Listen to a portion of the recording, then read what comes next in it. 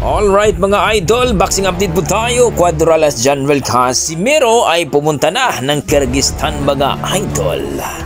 The Flash Nonito Donaire magpapakitang gilas sa kanyang pagbabalik mga idol. Well mga idol, kahapon po ay napag-usapan po natin na itong si Nonito Donaire na kung saan mga idol ay magbabalik uli sa Luna mga idol, no?